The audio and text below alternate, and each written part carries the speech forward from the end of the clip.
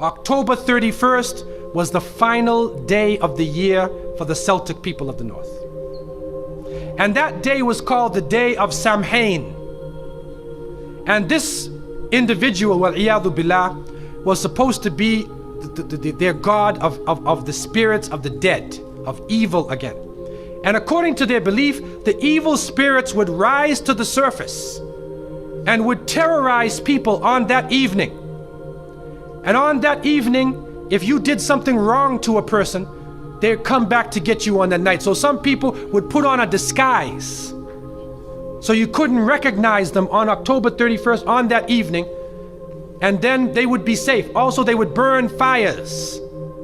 Now the only thing we find left of that is the jack-o'-lantern that they would put inside of their window, made from the pumpkin. What actually happened in Europe is that the church moved All Saints Day, a day for the saints. They moved it from May 13th to November 1st in 1834 AD. And so what they said was that the 31st night is All Hallows Evening. All Hallows Evening, which in America later became known as Halloween. Halloween. And they depict the forces of evil. What is happening now is that the children put on disguises. They dress as little devils, little witches, as goblins, vampires, anything evil, and they go out. And now with the new American way, they do trick-or-treat. And they come to your house asking for food. And some Muslims, they send their little children and they're in little disguises. How are you going to dress and go out there? As little devils, little shayateen. And so to send a Muslim child out to trick-or-treat is a demeaning, lowering thing. You ask them to beg people for food. Then they're dressed up as a way that they're not.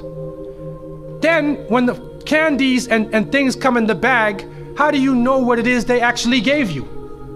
Is it halal?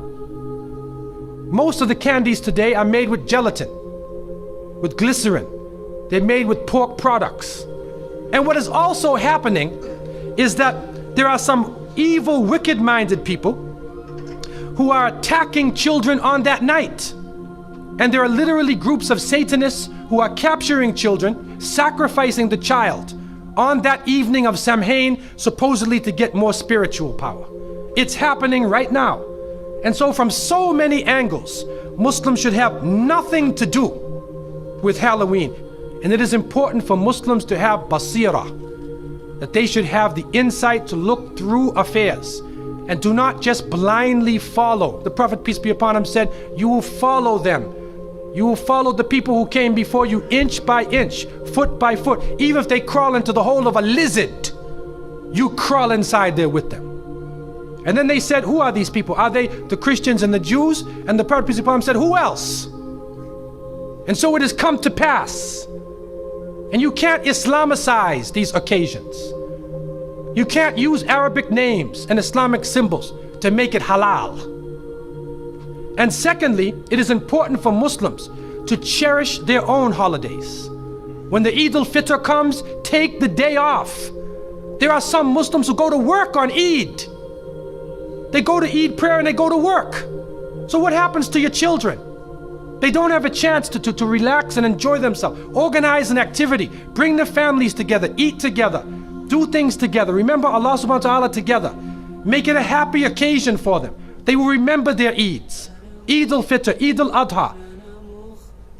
If they don't, then they get involved in Christmas, in Easter, in Halloween, where even in the Christian tradition now, it is confusing. And many of the Christians now, Seventh-day Adventists, Jehovah's Witnesses, and many people are taking a stand. And they're saying we do not want to follow the pagan religion.